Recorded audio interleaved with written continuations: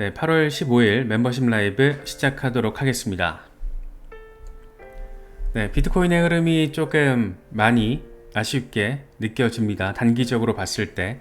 이게 지금 주변에 괜찮은 호재들도 겹치고 있는데 그럼에도 불구하고 비트코인이 24시간 동안 5% 수준으로 가격 하방 압력을 받고 있다는 것은 어쩔 수 없이 좀 아쉽게 느껴지는 것 같습니다. 사실 단기적으로 봤을 땐 이 흐름 자체가 조금 답답하거나 깝깝하게 느껴질 수는 있어도 중장기적으로 봤을 때는 뭐 괜찮은 흐름이죠. 16,000달러 찍고 여기까지 지금 73,000달러 갔다가 조정받고 6만 달러 언저리에서 왔다 갔다 하고 있다라는 게 사실 지금 웃고 있는 분들도 되게 많이 계세요. 그런데 비교적 최근에 이 시장에 처음 들어오신 분들이 이런 어떤 급격한 변동성에 대한 준비가 잘 안 되신 분들이 지금 조금 답답하게 더 느끼실 수는 있는데 사실 지금 58,000달러라는 것도 엄청 높은 숫자고 흐름이 그렇게 나쁘진 않은 겁니다. 다만 단기적으로 여러 가지 긍정적인 재료들이 더해지고 있는데도 하방 압력을 받는다는 건 좀 아쉬운 부분이죠. 지금은 여러 가지 긍정적인 재료들, 특히 인플레이션 데이터가 완화 상황을 보여주면서 금리 인하 가능성이 거의 100% 수준으로 형성되고 있다라는 점. 하지만 미국 정부가 비트코인을 10,000개나 코인베이스 프로로 이체한 게 이게 또 정부의 매도 의사가 있는 것 아니냐, 매도 목적이 있는 것 아니냐, 그렇게 해석이 되면서 단기적으로는 하방 압력 재료로서 역할을 해주고 있는 그런 모습입니다. 사실 진짜 재밌는 거는 미국 대선 판때기인 것 같아요.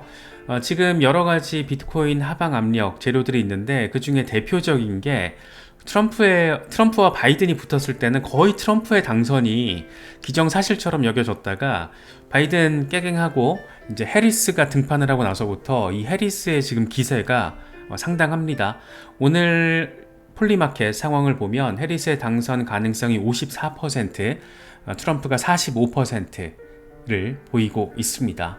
여기에다가 그러니까 트럼프가 당선된다라는 가능성과 기대감이 고조됐을 때 비트코인이 급등세를 보였지만 아직까지 암호화폐와 관련된 명확한 입장을 밝히지 않은 해리스가 이렇게 선전을 하다 보니까 상대적으로 시장이 하방 압력을 받고 있는 거죠. 그렇기 때문에 누가 당선될지에 따라서 한번 큰 변동성이 나올 수도 있지 않나, 뭐 그런 얘기들이 나온다라는 거.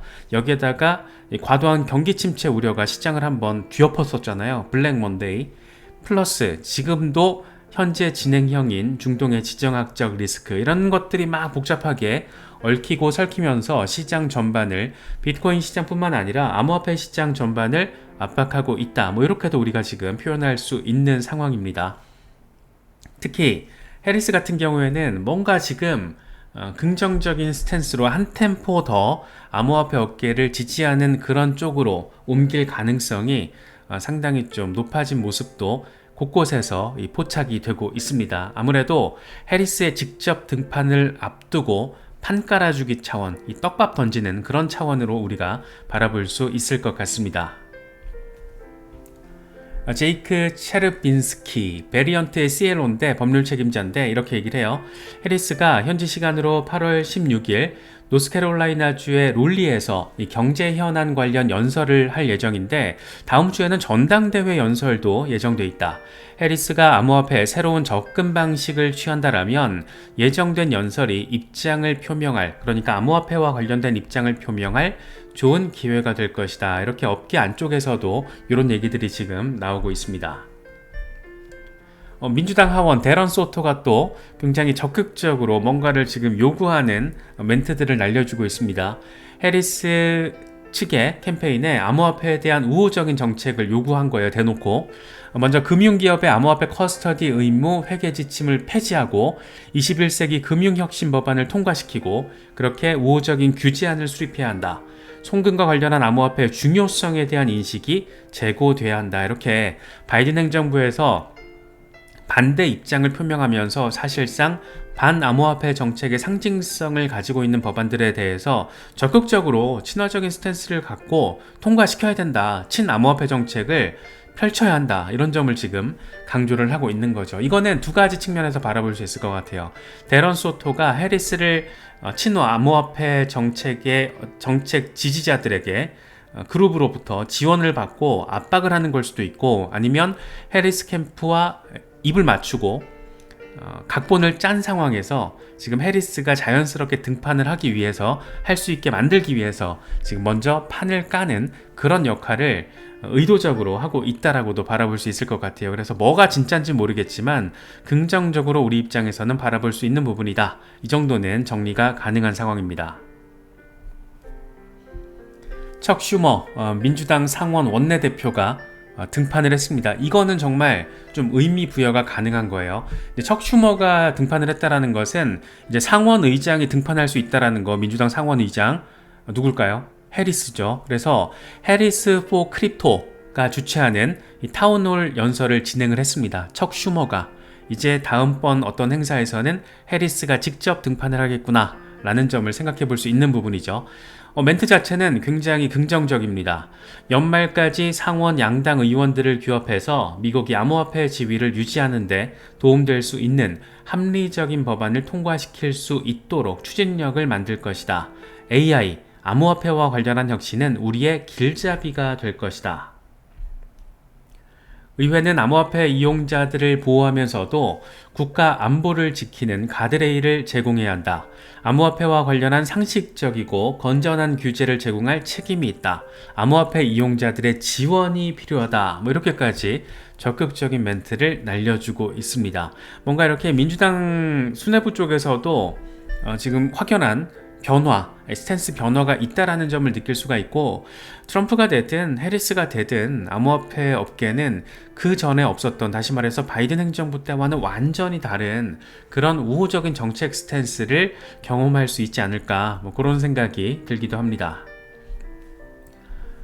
척 슈머가 타운홀 연설 직전에는 이런 멘트도 날렸다고 해요. 우리는 암호화폐 산업을 계속해서 방관할 여유가 없다. 암호화폐 기업들은 규제가 전혀 없는 국가로 빠져나갈 수가 있다. 미국이 아무것도 하지 않는다라면 극단주의자들이 승리하게 될 것이다. 이 멘트만 놓고 보면 이게 트럼프 멘트 같기도 하고 그렇잖아요. 이 수위가. 여기서 이 극단주의자들만 중국으로 바꾸면 트럼프 멘트잖아요. 그래서 지금 민주당도 트럼프 수준은 아니지만 상당 수준 암호화폐에 대한 정책 스탠스가 친화적인 방향을 향해서 한 걸음 두 걸음 정도 더 가까이 다가섰다. 이 정도로는 충분히 표현할 수 있지 않을까 생각됩니다.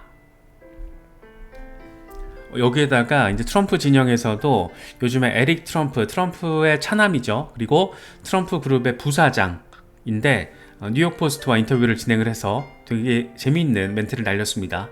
디지털 부동산과 관련된 암호화폐 이니셔티브를 시작할 예정이다. 모든 준비가 완료되고 공개 시점이 되면 프로젝트를 발표할 것이다. 디지털 부동산을 통해서 사람들이 자금을 빌리거나 대출할 수 있을 가능성을 시사하고 있다라고 지금 해석이 되고 있거든요. 그래서 뭔가 실물자산 토큰화와 관련해서 부동산 NFT 이것과 관련된 프로젝트를 에릭 트럼프가 지금 추진을 하고 있구나. 이 정도로는 아이디어를 추정해 볼 수 있을 것 같습니다. 그러면서 이렇게 얘기를 해요. 이건 누구나 접근할 수 있는 담보물로 즉시 이용 가능하다. 금융과 은행업계에 어떤 변화를 가져올지 사람들이 제대로 인식하고 있는지 잘 모르겠다. 우리 집안에서조차 재정적인 차별을 겪은 경험이 많다. 결국 우리 모두는 금융 독립을 원하고 대형은행의 규칙에 따라야 하는 세상에서 벗어나고 싶어 한다. 뭔가 이렇게 탈중앙화와 관련해서 굉장히 의미 있는 어떤 깨달음을 보여주고 있는 게 아닌가. 이게 트럼프의 재선 성공을 위한 정치적인 멘트일 수도 있지만 이 멘트 자체를 그냥 드라이하게 바라보더라도 우리는 대형은행의 규칙에 따라야 하는 세상에서 벗어나고 싶어 하잖아요. 대형은행들이 얼마나 그지같이 서민들 자금을 쪽쪽 빨아먹으면서 돈장사, 돈지랄을 하고 있는지 우리는 너무 선명하게 잘 알고 있기 때문입니다. 이건 당장 우리나라 상황만 놓고 봐도 이거 지금 우리은행 부당대출 의혹, 논란, 사건 이런 것만 봐도 참 한심하다라는 어떤 그런 말 자체도 이제 좀 아깝다라는 생각이 들기도 합니다. 우리은행 전임 회장 부당대출 늦장 보고 아니다. 1000억 대출설 사실과 다르다. 우리은행 전 회장 친인척 부당대출의 땜질식 처방. 손태승도 우리은행도 몰랐다 발뺌. 부당대출 개인 몰박히면 책임도 못 묻는다. 반복되는 투서 사태, 우리은행 개파 갈등 언제쯤 해결될까? 횡령에 이어서 부당대출까지 우리은행 흔드는 내부 통제 부실. 우리은행 손태승 전 회장 친인척의 616억 부당대출 금감원 적발. 이번엔 전 회장 친인척의 부당대출한 우리은행. 정신없죠? 그냥 미쳐도 약간 나사가 풀려도 적당히 풀려야 되는 건데 이 정도 상황이 금감원에 적발됐다라는 거는 정말 앞서 에릭 트럼프가 얘기한 대형은행의 규칙에 따라야 하는 세상에서 우리가 벗어나야만 하는 이유를 이번에 우리나라에서도 우리은행이 아주 선명하게 보여준 게 아닌가, 그런 생각이 좀 많이 듭니다. 이런 비스무리한 게 제2금융권으로 가게 되면 더 많잖아요. 특히 최근에 국내에서 논란이 되고 있는 PF 부실 사태 우려, 이런 것들까지 생각을 해보면 정말 이 탈중앙화 금융 디파이가 가지고 있는 잠재력과 그 의미를 우리는 너무 과소평가하고 있는 게 아닌가, 그런 생각이 들기도 했습니다. 그래서 안 그래도 우리은행 부당대출 의혹 사건, 이걸 보고 짜증이가 조금 받고 있는 상황이었는데 에릭 트럼프의 이런 멘트를 보고 나니까 좀 재밌게도 느껴지고, 그렇지, 이런 건 필요하지, 그런 생각도 좀 강하게 드는 것 같기도 하고, 그렇습니다.